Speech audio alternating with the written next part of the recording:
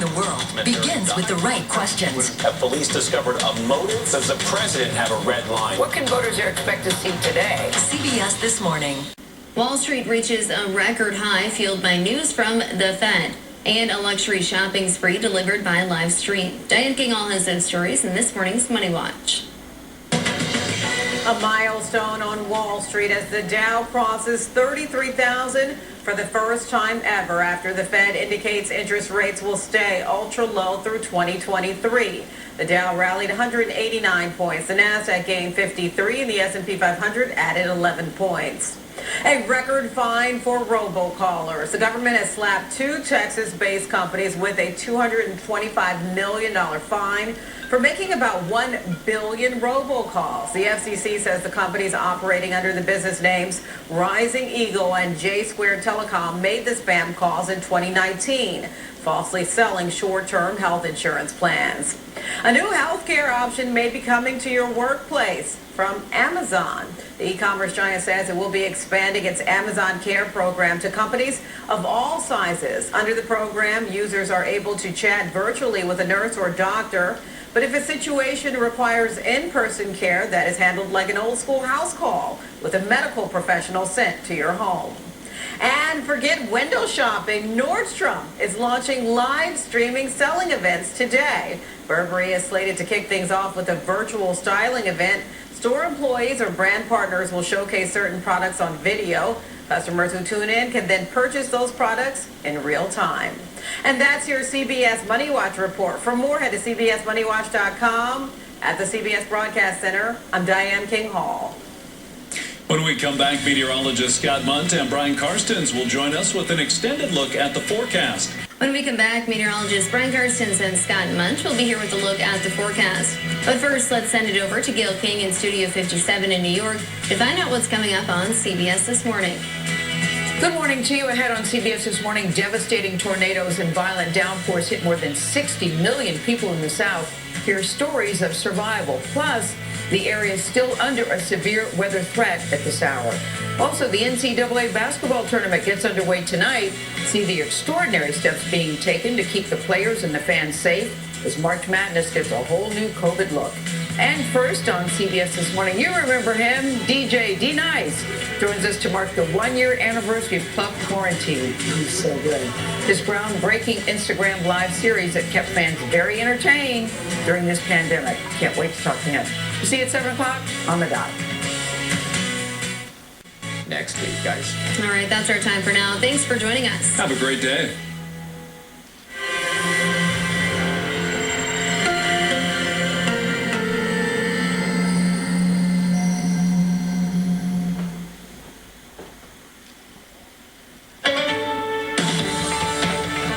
Good morning to you and welcome to CBS This Morning. It is Thursday, March 18th, 2021. I'm Gail King with Anthony Mason and Tony DeCopel. Dozens of tornadoes tear through the South, causing damage across hundreds of miles. Some areas are still under threat. We'll talk with one survivor who rode out the storm by hanging onto a tree. New details on the Atlanta area spa killings, including backlash against a sheriff's office for its response to the murders. We'll show you why some experts say the attack was racially motivated. As border crossings spike, we go to Mexico to hear desperate stories from migrants seeking asylum in the United States. President Biden's Homeland Security Secretary joins us to explain why he won't call it a crisis. And March Madness starts today under strict new safety protocols. See the extraordinary precautions being taken to protect players and fans from the coronavirus. Glad they get to play, but gotta be safe. But first, here's today's eye-opener. It's your world in 90 seconds. It got quiet. I'm talking about real quiet. And the next thing I know, I just hear it. All I could do was just say, Jesus, watch over me. Jesus, watch over me. A wave of storms pounding the deep south. An outbreak of tornadoes, hail, and violent thunderstorms threaten tens of millions. It's as high a risk as the National Weather Service will issue. This is going to be an active 24-hour stretch. We believe that he frequented these places. A man accused of an Atlanta area mass shooting has now been charged with 8 counts of murder. The question of motivation is still to be determined. Homeland Homeland Security Secretary Alejandro Mayorkas faced tough questioning from House Republicans on the surge of migrants. We are not expelling children who arrive unaccompanied. March Madness is back. After taking a year off because of the pandemic, the NCAA tournament is just about to get underway. All that? The 2-year-old bear attacks a man and chases him along a street in Russia. According to media reports, the victim is the bear's owner. All that matters. Opponents of California Governor Gavin Newsom submitted the final batch of signatures needed to force Newsom's recall. When she heard this, Newsom's ex-wife Kimberly Guilfoyle declared, "The best is yet to come." On CBS This Morning. Ancient fragments of biblical text dating back almost 2,000 years were just found. These are the things you are to do. Speak the truth to one another. Render true and perfect justice in your gates. If I'm going down into a cave, I want to find a treasure chest or the secret to eternal life. Not a piece of paper that says, "Don't lie." I already knew that. Ronnie taught me that. Come on. This morning's Eye Opener is presented by Progressive, making it easy to bundle insurance. And Trevor forgot to mention, isn't that where they found that big old basket? They found that big old basket. But the question with Barney is, how did Barney learn about it? That's right. From Jesus. From Jesus, absolutely true. Welcome to CBS This Morning. We're going to begin with this. The violent impact of dozens of storms that hammered communities from Texas all the way to Georgia. Terrifying scenes like this. Take a look at this. This is in SIOUX, Alabama. It shows how millions face danger, with many now waking up to a very difficult reality this morning. In all, nearly 24 tornadoes were reported, especially in Mississippi and Alabama. And that's where our lead national correspondent, David Bagno, is this morning. He's in the city of Tuscaloosa. David, good morning to you. Good morning, my friend. We found one hell of a story of survival. Jennifer Patterson, in her mobile home, she hears that there's a tornado approaching the Moundville area about 2 minutes down the road.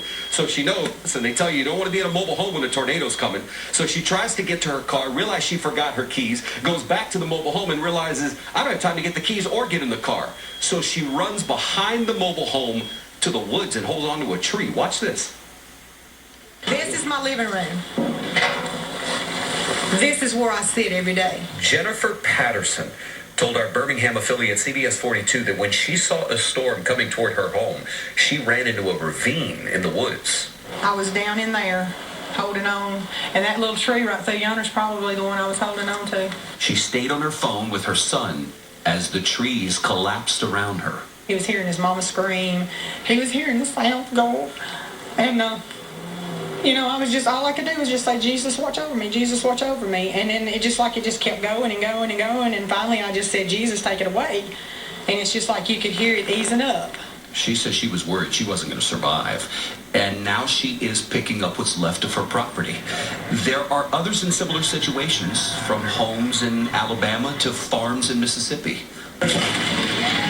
I just hear it. I hear the tornado is just coming, and oh my God, it was horrible. And my baby, she just crying and crying and crying. Sabrina Hargrove says she and her child sheltered in a bathtub with her boyfriend and put a mattress on top of them, as what they believed was a tornado hit their home, blowing out the windows to the home and their vehicles. Only thing I could do is just lay there and just wait for it to pass. Daryl, get a shot of this.